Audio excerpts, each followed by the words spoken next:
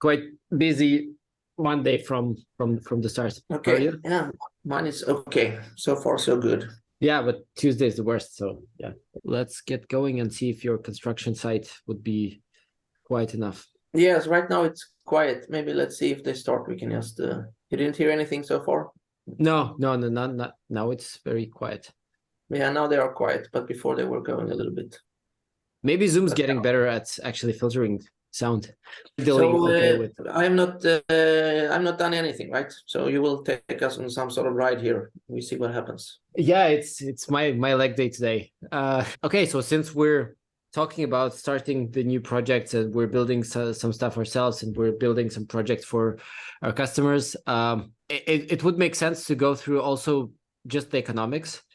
I think my wife actually had like a lesson in her product management course on how they would build like a P&L and how do they work through the unit economics and everything. And I think it's a great way to approach it, like by the book, if you know the thing. But there's Yeah. also an alternative way, perhaps, where basically the way I did it whenever I thought about a new project, which is I think you basically have to go through like an assumption of what kind of product are you going to make, or like is it a service, what is it going to be priced. And if you think that you have a great idea and you can think about something like as a in terms of pricing, then it becomes like a math problem, right? So like how many times do you need to sell it so that it can become like a reasonable amount of money, or like enough money to leave a full-time job, or enough money to actually stop losing money on creating that, or on building that. And I think it's maybe like today we can go through just like some very easy approach on how do you actually go through estimating something like that very very easily, very quickly. Yeah, and basically we can go through maybe either like our project that we do, or we can kind of imagine it a little bit, because we just basically need to build up the structure. Yeah, makes sense. I have a nice empty Google Sheet to start with. This is the best point usually. Yeah, and actually, I don't know if it's just me, but you can start a new Google Sheet by quickly typing in a new tab like sheets.new, and Right. it just opens up Google Sheets and like a blank one. How do we go about this? Do you have any framework, or we can like go through the way I usually do it and maybe like combine something together? Yeah, no, I can just say so. I would start with like some unit economics usually. So what is the business for a single customer or single sale of a product or something? So starting with that, because that needs to be positive for anything to work, and Yeah, then adding on like the customer acquisition and the sales and the churn and so on, and in the end adding like any more like non-direct or fixed costs that are needed, like infrastructure or stuff like that. yeah, that I think that makes sense. That's kind of the way I do it typically as well. So what's like the way I like to do it is basically it's kind of easy in the way that like horizontally we'll have months, because I also like to have some sort of cash flow component, because Yeah. most likely we're going to be spending money at first and then hopefully earning money and like either returning it or just becoming profitable. And then so the way to go, like if we like now it's May, so let's imagine we start June, right? um and and we just go month by month.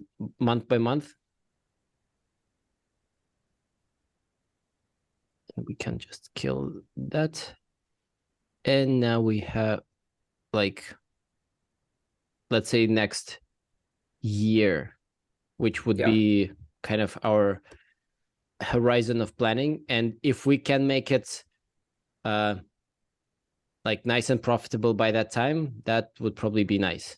If we go through like a P&L kind of format, then it's going to be some sort of revenue and revenue is going to be, we're speaking of the SaaS product most likely, right? Right now, I think. Yeah, I think So shouldn't we use the Shopify app as an example, since we have talked about that a lot and are still trying to launch it? yeah, so if it's going to be that, then it's going to be basically, we're going to price it as some sort of subscription. So it's going to be basically revenue as in MRR times number of, let's say, number of active subscriptions. Yeah. In the beginning, we know that MRR would be 0 because we're going to launch it for free until we get any sort of feedback for that. And then that is easy. We can just multiply, and now we have the formula for our revenue done for the full year. I have a lot of sense of accomplishment right now. Yeah. And then So I don't know how you do it, but I usually do like other tab with, we're gonna have to make some assumptions, right? So yeah, have one tab with assumptions and then do the formulas from here, because then you can play around with those assumptions. yeah. So I think it's going to be hard to move back and forth. So we can assume that, let's say, like down here we have assumptions, and at the top we'll basically have everything linked together, and then we can move it to a separate sheet as like a control place of some sort. To get to the active subscriptions, we'll have to go through the new ones, right? And then Or we'll maybe have, even if we assume we will later have a free and a paid plan. So you can download the Shopify app, right? You can install it. You can become paid if we want to go more granular on that. right. And then we can assume some conversion from the free tier to the paid tier, which is kind of the way it usually works. So then we can say, that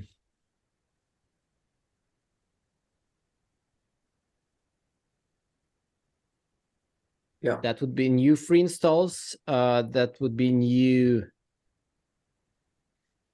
And then that would be basically, we can assume cancellations, I think, right? Yeah. Which would be cancellations from, we'll have also total.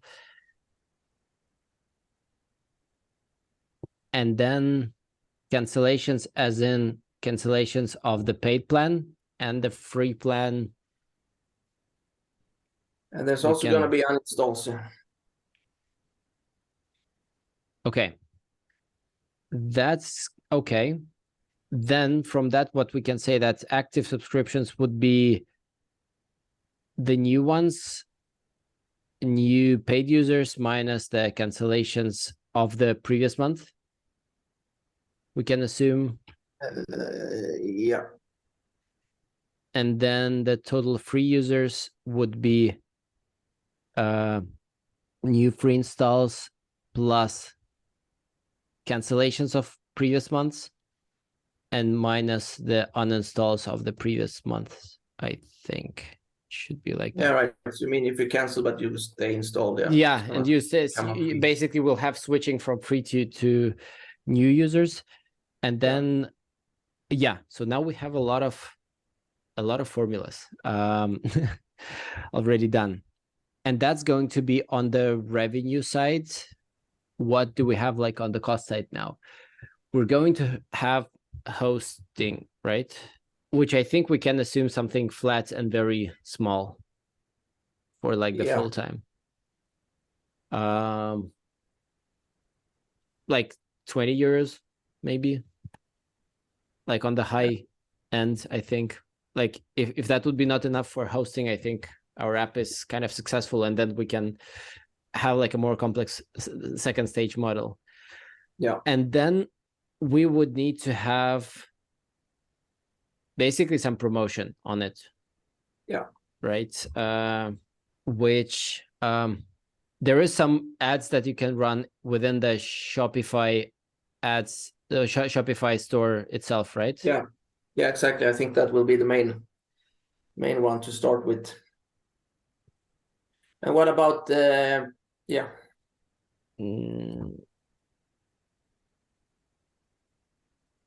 Yeah. Yeah, okay. No, I meant if we should calculate the Shopify fee, and so there's a fixed fee, right? Like, Yeah, and there is a Shopify fee that would be also on the cost side, and that would be I think it's 15%. So it's like, I think we're not really going to be affected in the first year. But basically, yeah, it's going to be like if some of the previous revenue is gonna go like that. If it's more than $1 million, then it's okay, like, that fits in. yeah, then it's like 15% of that.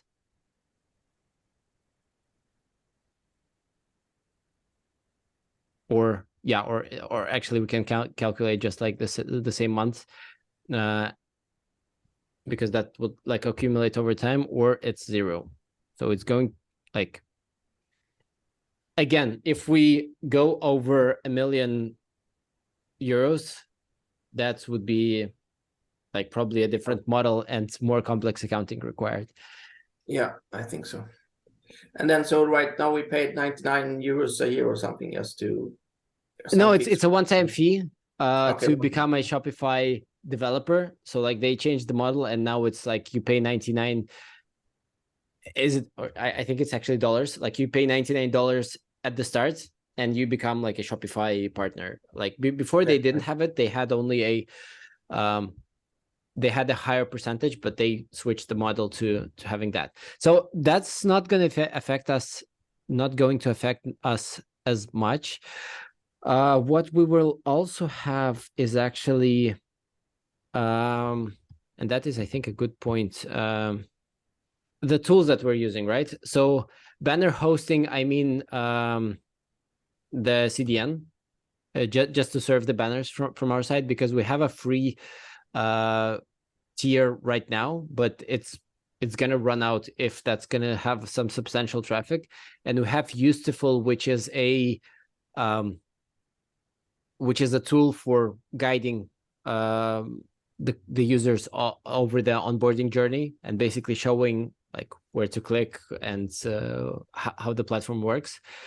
And then there's also Crisp, but I think Crisp can be free quite long, right?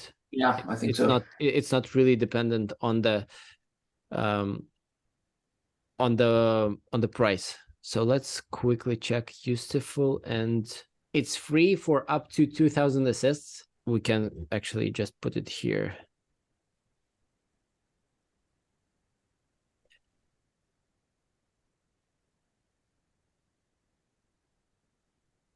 Then it's 29 euros for up to 5,000 assists. And then it's 99 up to 20,000. So those assists are basically new free installs as we will have them. So as soon as we reach these numbers, we would have to switch tiers, which I think is kind of easy to count. And then the banner hosting,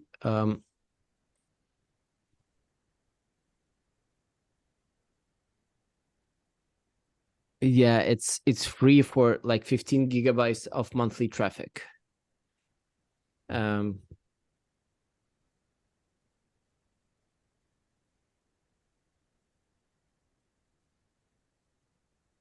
then it's 79 for up to 150.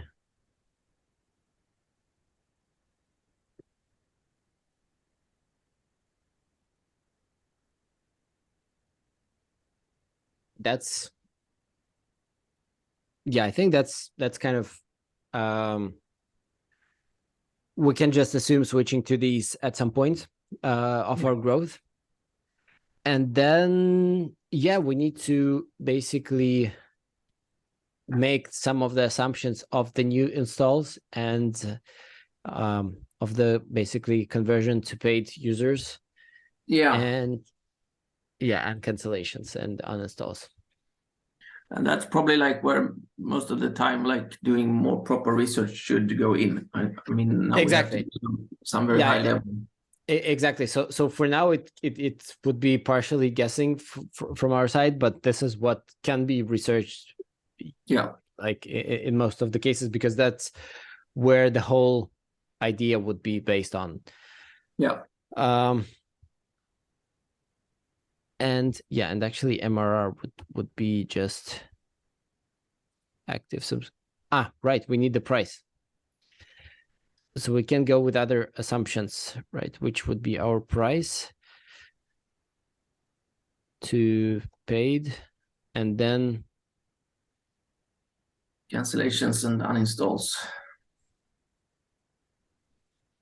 And some sort of, so there's like if we assume we will do Shopify ads, and so we will have those that drive traffic to our listing and have some conversion, and then we would have organic traffic. So we would need to do some assumption on what would we pay for a click and how would that convert, I think. Yeah, so that would actually give us some assumption also on the traffic side. Right. And then yeah, we would have something like that, right? And there would also be cost per click that we would calculate in. Yeah. And here we can also say that it's gonna be, and then free installs. Yeah, so I think like we can assume that the price would be the conversion rate would be different. Like for organic, it's typically much higher because that would be just people looking for us. Yeah. So yeah, let's go there. If I remember correctly, and I was doing it, we were paying somewhere between like 50 cents and $1, I think. Okay, I think that's good enough. So basically we can start. Let's just assume like a $1, €1 cost per click, and then we can assume that, let's say, the organic conversion rates to be, if that is people actually looking for something like what do we do? Let's assume it maybe like 10%, with paid conversion rate being like 1%.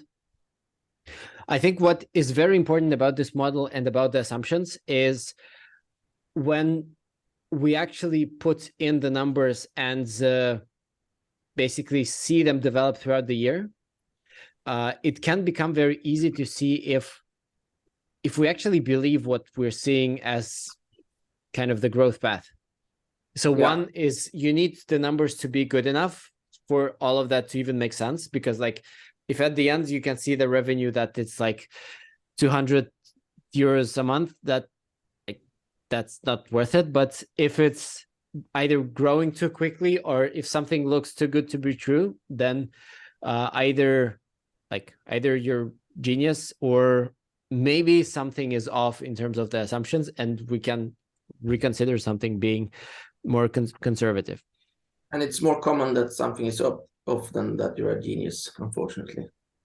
Yeah, like the likelihood of something being off is unfortunately I very think the high. paid conversion rate is higher actually, since it is a keyword based. So okay. So if it's keyword from my based, experience, it's not as far off from the organic. Okay, because it's just like Google Ads, you just end up on top. Then let's assume that it's like 5%. I don't know. Like let's see where it would actually get us to.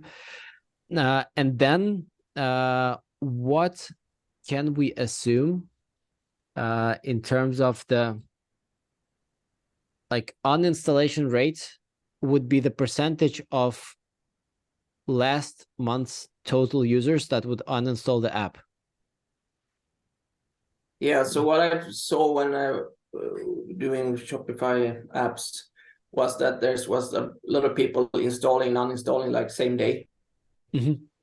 Which, So it yeah, also which would depends a make bit on sense. how to count them. But yeah, but maybe that's like sort of outside of this, and we wouldn't even calculate that those would install in the first place. So we would be in reality, we would have a higher number of installs, but a lot of them would disappear. Yeah.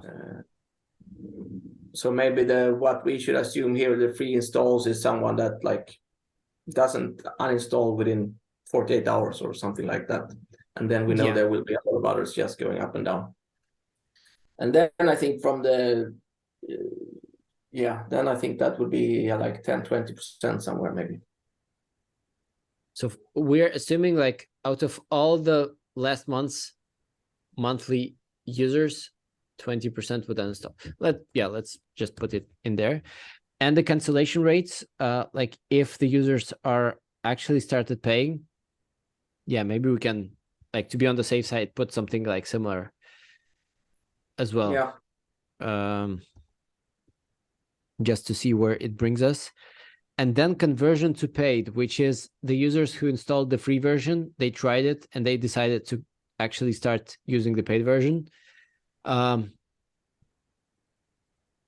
think it's not going to be that high, but it's so it's basically like if some very small store installs us, then they may not even need to have like a paid tier for the product, like depending on what would be the difference between them, of course. Yeah, exactly. That one is a bit hard to do without having decided exactly what the difference is. But on the other hand, we can do it the other way around, that we need to aim to this conversion to paid. Yeah. And then build the product around that. Yeah, that's true. So it's and it also pricing strategy. Yeah, it's also going to be like just the pricing strategy and the features that would be available in the free or the paid versions. Yeah. So whatever, and like let's start doing like the up to free and see like what we think we could get, and then we can discuss the sort of pricing strategy from that. what do we get? So free installs, that's going to be basically the traffic times organic conversion rate, with I think that being fixed. And then paid installs would be paid traffic times paid conversion rate. Yeah. Okay, that's easy, good sense of accomplishment on our side. Then traffic would be basically our cost times the cost per click. Divided by, right? Right, that is a good. And then organic traffic, this is what we would need to guess. Yeah, so we basically, I think we can just try to guess some first number and assume some organic growth over time. Let's say, I don't know, like 100 users first month. I think that's very realistic.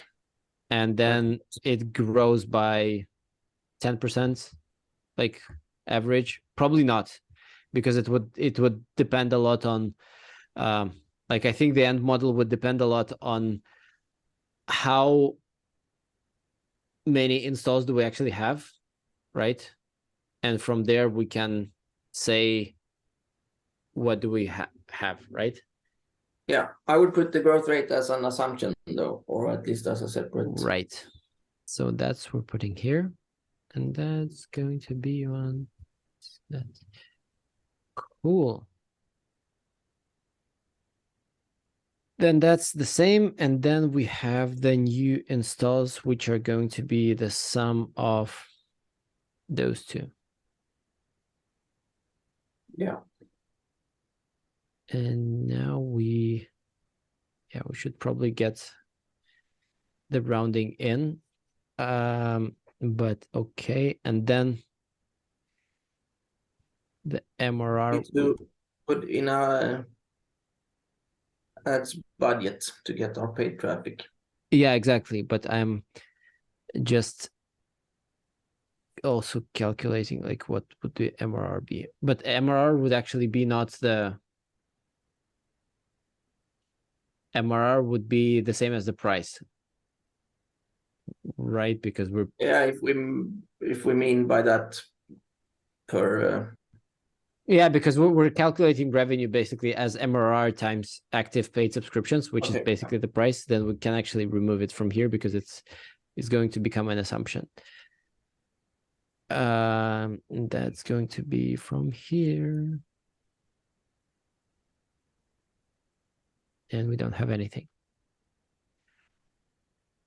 Okay, then that's not gonna have anything actually. Just clean up the rows. And what do we also have? We have, yeah, we need to put in some budget, which would be,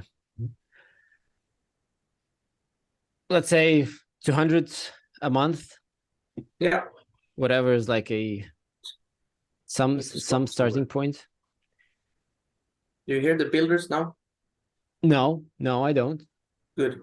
Very quiet. Yeah, that's nice. And we are missing something.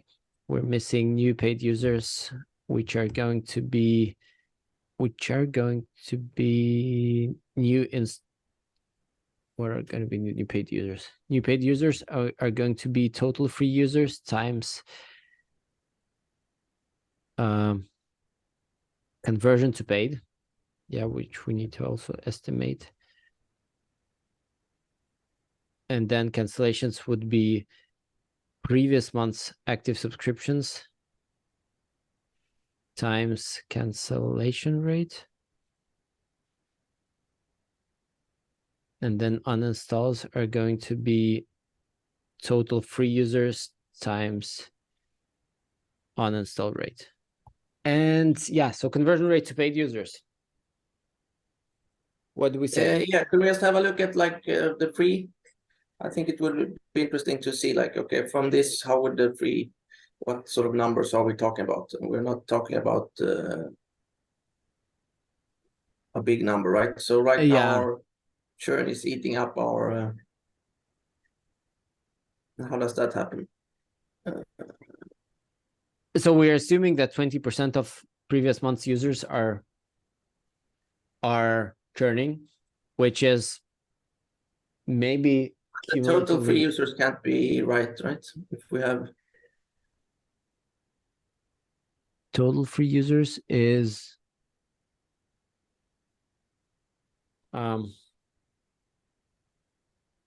need to add the new, so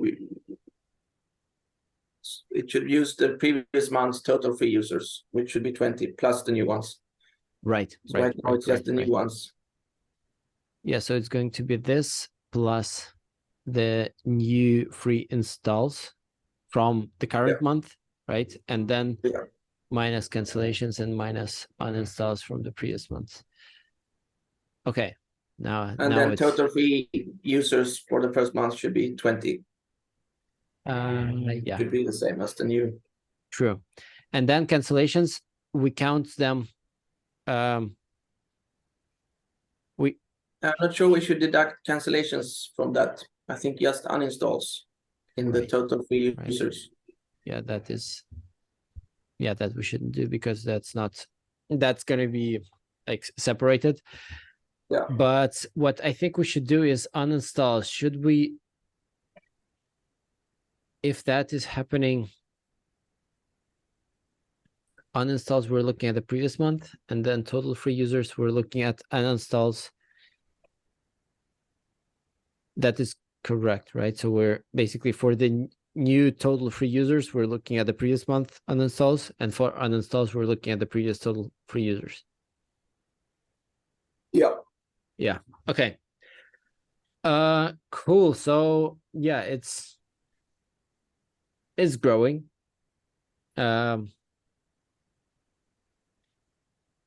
I think like what it looks like is that organic growth rate is way underestimated. Like if it grows to 285 visitors to the landing page, that's not gonna work it. Like that's just that's not worth it. Like we're doing something completely wrong. So that's probably gonna be not like, I don't know, not 20, not 10%, but maybe 20%, or even, you know, like 30%. It's probably not going to be linear, and I think it would grow much quicker in the beginning, in the first months. Like it should be almost dead in the first couple of months, because we're going to not have any reviews or any installs like whatsoever. But as we accumulate reviews and get more installs and just more users on board, that should accelerate. But I think for simplicity, that's kind of how it would look like. And then, yeah, so we're missing the price and the conversion rate into paid. So from the pricing standpoint, if we're talking about just the features that we had for the banners, it kind of looks like the 5 to 10 euros a month rate is probably good enough, right? For that. So if we can say that's going to be like 10, and then conversion rate to paid, I don't know, like, given that we're having pretty high cancellation rate, I think it's kind of going to be both. Like higher conversion rate probably would lead to also higher cancellation rate. Like, or the other way around. So should we assume it like 15%? Yeah, I was thinking 15, 20. And so now we have the paid users. We're not the paid users. Sorry? We're not really millionaires. Yeah. So it's not looking good, actually. Like that's what that shows us. So basically what I like to do as kind of like a final step to also see if that makes sense or not is we kind of can say that we can call it like just the cash numbers, which would be the revenue minus all the costs from the previous months, which would be here, I think, right? And so basically that brings us to become like break even in 6 months, and earn something by the end of the year of doing that. Yeah. And then but that's the next step, I would say. I think this is really what you need to do, just to get something to look at, and then think about the different parameters that can affect this. Like, first of all, the assumptions, how like good can we become at doing those? But then what you can work with here during this is, of course, increasing the ad spend. If we have a positive return on the ads, then we could like reinvest all revenue or put in more. It's a very humble amount of 200, right? It's like it's hard to build a huge business with $200 a month of marketing spend. What happens if we assume 2,000? Like, and of course, then you have to be sure that you can do that there's enough traffic, but just to see if that like holds up. And actually, for a paid user, are we profitable on a paid user? On a paid, so a user acquired by ads, basically. Yeah. So we sort of skip the unit economics step now. So we are paying then €1 for the click, and we have a 10%. Right. A 5% conversion rate. So we're actually paying €20 to acquire a customer, right?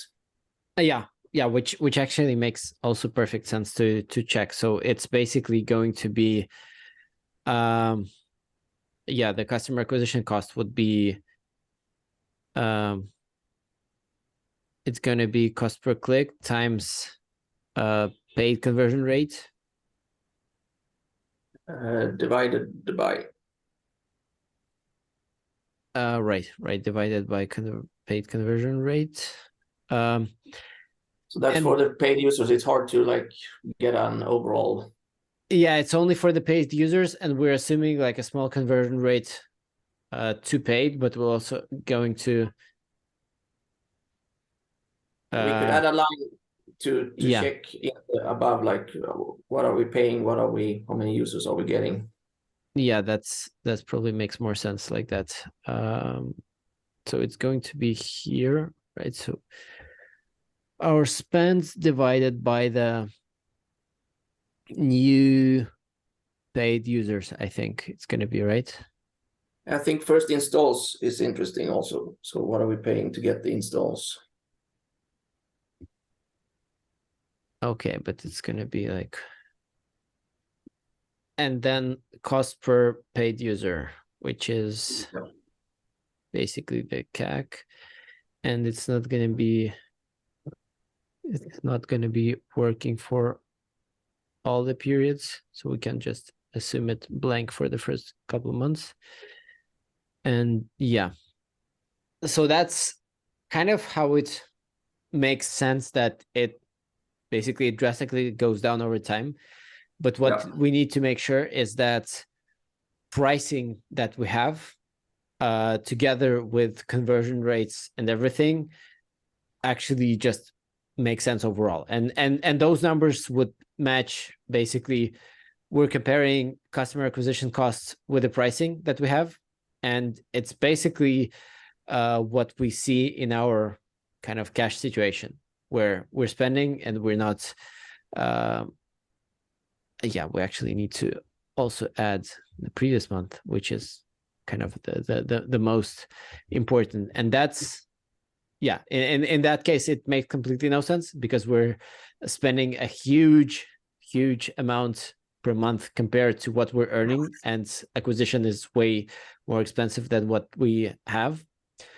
So it would basically, from here, I think it's important that we got to the model right now where it's basically it gives us the template to work with, and from that on we need to go through assumptions and see what should be different for that to actually work. Like, we could consider that we're only going to run ads if the cost per click is, let's say, 20 cents, and that completely changes the whole picture with the spend that we have, and it actually like goes like with a different pricing. Or if it's going to be one, then maybe the conversion rate should be actually way higher, and like those conversion rates should be higher. And then we need to basically play with all the numbers, and then from one side, of course, we can do the research on the App Store, and I'm gonna just stop sharing and basically see what the competitors are doing, and then we can go like, okay, if we're not going more expensive than they are, like if we want to have the pricing within what the market is doing, then what should be the other assumptions, what should be the other rates for the model to actually work, and then yeah, and then basically go from there. And I think this sort of template works actually just for everything, because I was doing that for like when I wanted to sell some products, and just instead of the pricing, you put in the average order value, or you put in like average price, average number of items in the order, like, and you go like, you have an e-commerce model based off that, and it's going to be in some cases even, or in some ways even a bit easier, because you don't have the switch between the free and the paid, and we have more complex assumptions from the very beginning because we're assuming free and paid users and making the model a little bit harder like from the start. But if we're just assuming like what's the traffic, what's the conversion rate, what's the revenue from that, then we could go to actually yeah, then it would be just quicker to make. Yeah, you can always make it more and more complex. There can be different churns on paid versus free and so on. But I think the key here in the first step is to keep it simple and find the key assumptions and figure out and basically basically solve the math problem. Like, what do we need to do for it to be, let's say, $1,000 a month in profit? Like, what should happen? Like, otherwise, maybe it's just like it's not worth it. Yeah. Or if we're going like, yeah, or maybe if we just like leave off all the paid traffic, that would kind of made sense for us, and like that then the whole thing kind of works in the background. And you can see basically how big you can make it, and basically 2 points, like how to make it so that it makes sense economically to actually do and it's attractive. And the other one is when you put in all the numbers and everything looks beautiful, do you actually believe in the growth path that you'd see in the sheets?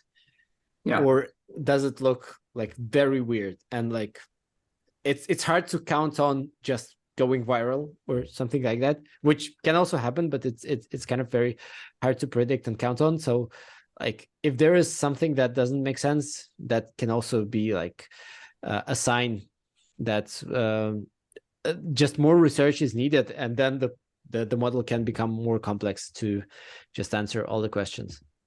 Yeah. And it's usually not going to be better than you assume, unfortunately, because people doing this in general, I think, are optimists. So yeah, I guess we can just leave this template in the notes in the description for everyone to copy. And yeah, everyone still watching or listening, yeah, please like, subscribe, and tell everyone. Cool. Then yeah, see you in 5 minutes on another call. Yes, see you soon.